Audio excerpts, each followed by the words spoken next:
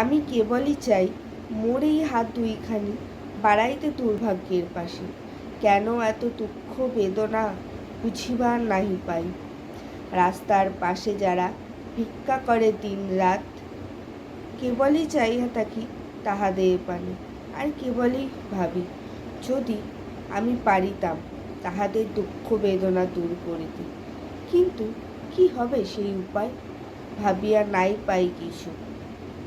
আমি আরও দেখি চাইয়া, নাই তাদের কোনো নিরাপদ আশ্রয়। তাদের কাছে রোদ বৃষ্টি সবই এক।